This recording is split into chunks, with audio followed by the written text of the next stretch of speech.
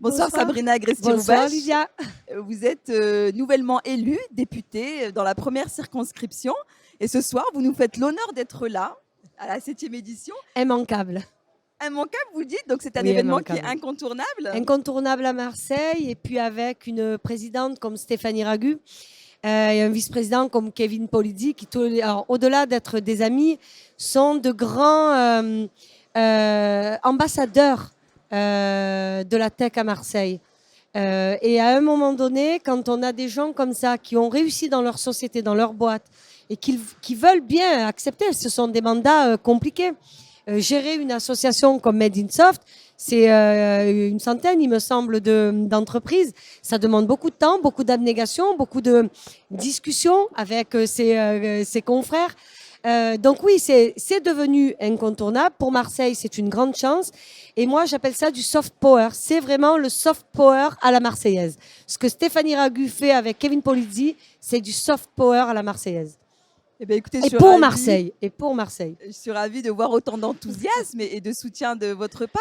Made in Soft accélère la transformation numérique et accompagne les collectivités. Alors, les collectivités, ce sont à la fois des élus qui sont des décideurs et aussi des agents de la fonction publique. Qu'est-ce que vous attendez de Made in Soft qu'il vous apporte, et qu'est-ce que vous, en tant qu'élu, vous pouvez apporter à cet écosystème ? Alors, moi, à titre personnel, je n'attends rien de plus que le soft power dont ils sont capables, que le secteur. Alors, j'attends une chose toute particulière, parce que j'en avais discuté avec Stéphanie Ragu, c'était de se dire, le secteur a besoin de se féminiser. Il se féminise. Mais les investisseurs prêtent moins aux femmes qu'aux hommes. Donc, on a un combat, toutes les deux, c'est d'aller beaucoup plus loin sur le financement des entreprises des femmes. Pourquoi ? Parce que j'ai toujours pensé que l'autonomie des femmes, l'indépendance des femmes financière, les emmener en fait à une vraie émancipation dans la société. Donc ça, c'est un combat. Et puis moi, s'ils doivent attendre quelque chose de moi, c'est probablement de porter encore plus loin notre capacité à nous, la France, donc de légiférer pour se protéger, évidemment, dans ce marché international quand même assez rude et assez violent.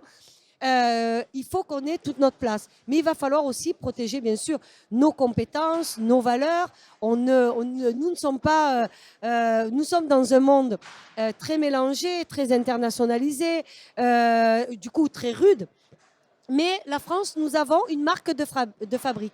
Et je sais que ce sont des valeurs que nous sommes capables, nous, de porter à l'Assemblée nationale sur comment protéger nos entreprises pour que les entreprises françaises, elles aussi, puissent aller à l'extérieur, vendre comme les étrangers vendent chez nous, leurs compétences, leur savoir-faire, tout ce que nous sommes capables d'apporter. Donc voilà, donc ça c'est probablement ce que je suis capable ou ce que nous serons capables avec mes collègues de porter. Effectivement, Sabrina, je retrouve votre belle énergie, votre enthousiasme. Et bien, je vous souhaite de poursuivre une belle soirée et de faire encore des belles rencontres.